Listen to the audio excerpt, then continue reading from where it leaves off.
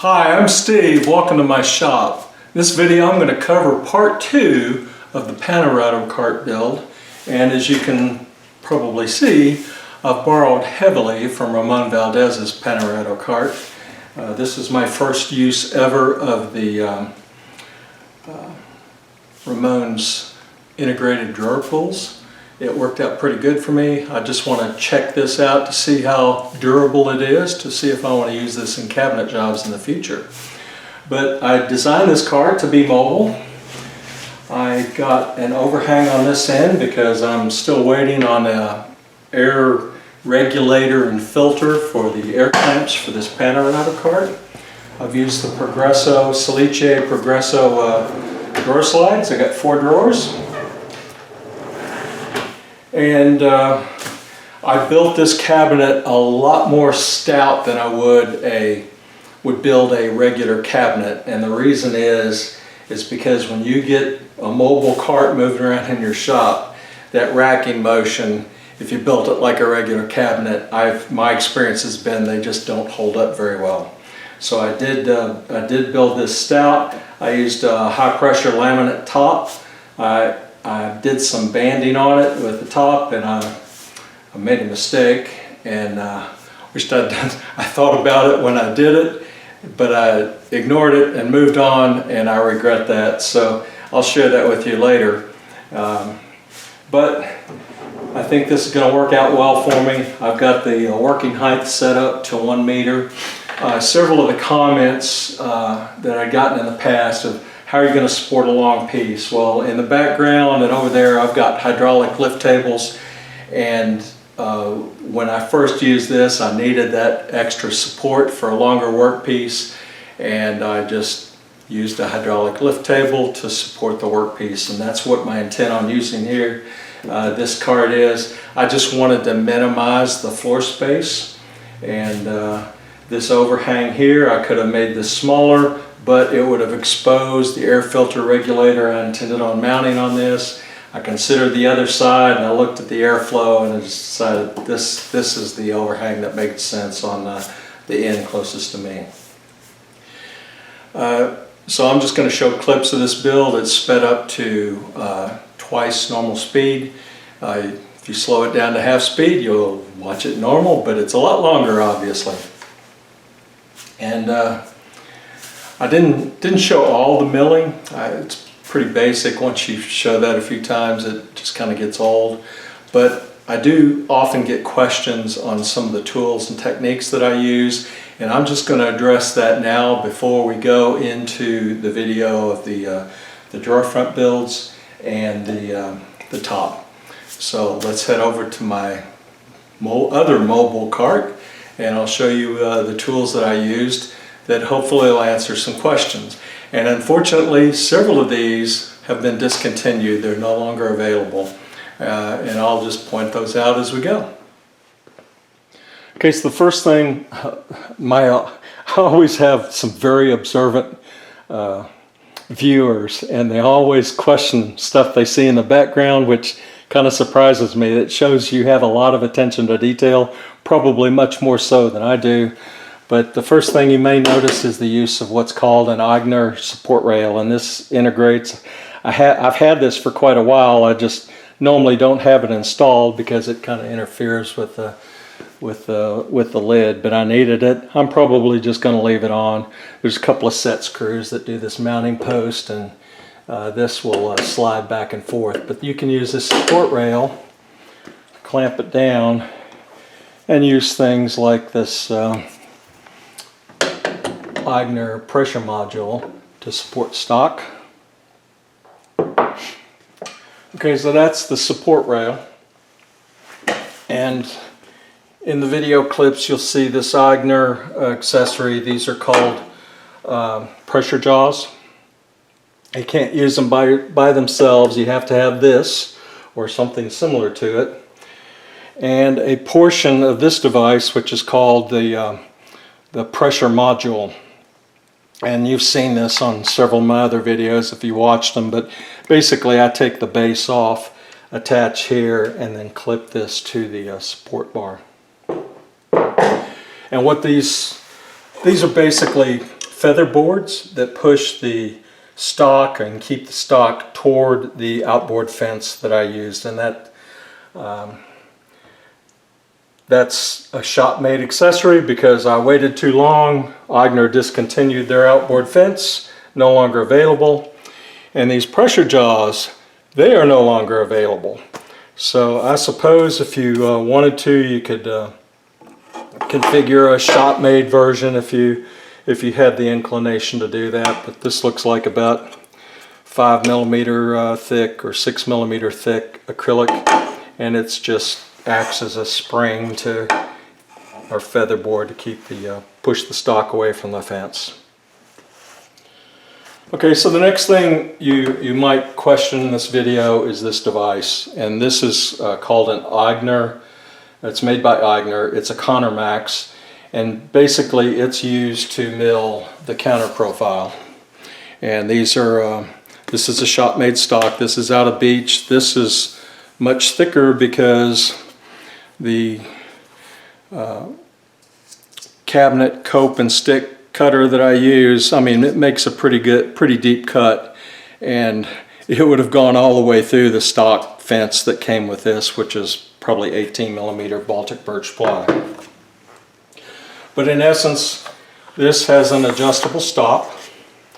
This is shop made, and I use this. This is an offcut of the rail profile. You mill it upside down for my particular cutter set. You put this here, and I had adjusted the tenon thickness on my cutter to make a tighter fit. But basically I've set this, put it on there, lock this, and there's a spring release that clamps this in position. And you can see the end of it. And you'll also note, well, I don't know whether the camera will pick that up or not, but this sticks out beyond where that milled portion of the cope cut is. And that's intentional because I want the full profile cut so that when I put this joint together, it closes completely. Now this stop here, this is Beach. It is the counter profile, and by doing that, when you mill the cope cuts or counter profile cuts, however you want to refer to it, this minimizes the blowout that you get on that, and I didn't notice any blowout when I did the milling on this. But anyway, this is called the Aigner Conner Max. In the US, I know Felder sells this, and Martin USA sells it as well. So, and I'm pretty sure that this is still available. Okay, so the next thing I want to cover is that's shown in this video is the jig I use to basically make these elliptical cuts in the end of the drawer pulls. I saw this in Ramon's video. He didn't show how he got those cuts, but I had to figure this out, and it actually worked out pretty well. I do have the shaper origin, and the first thing I did, other than cut these plywood pieces together, I aligned these, and I drilled 2 holes for 10mm dowels. Use whatever you have, but I went full depth, which was about 32mm. I checked the fit of these dowels. It fit fine.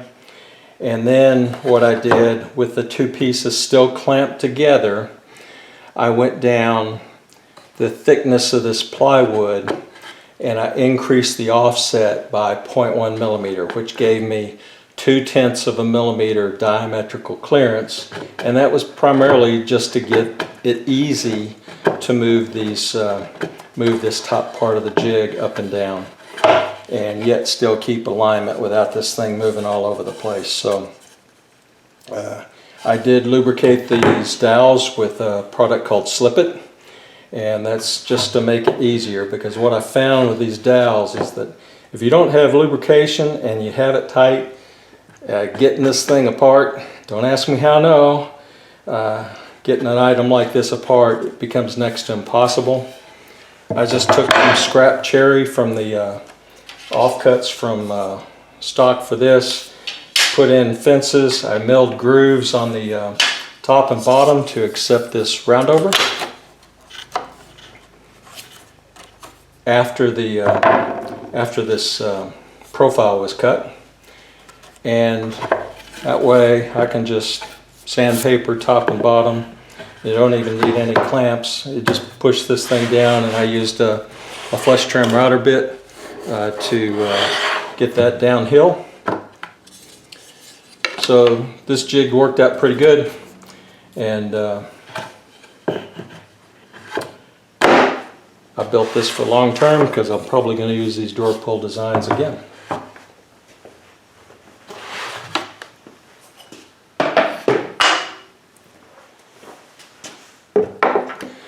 And the next item I show in the video was milling off the edge banding on the top. This is a Lamello Cantex lipping planer. This unfortunately is no longer made. One of the competitors made by Adler is no longer made. The only one that I'm aware of that's available now is made by Veritex, and I purchased this one after looking at all three, primarily because I could attach this micro adjustable fence such that I can minimize the chance of chipping or milling into high pressure laminate or melamine or whatever I'm doing after I put hardwood edging on it. This milled pretty good, but I had forgotten that this will turn corners, but it doesn't turn corners very well with this fence installed. So it was a trade-off there. I thought about this when I first applied the two pieces of edge banding on the top. I thought about milling them flush. I should have done it. I didn't. I'd forgotten this doesn't turn corners very well with this fence installed. So anyway, this is called a lipping planer. There are other alternatives. And just like most things in all of my videos, there's more than one way to achieve the result you want.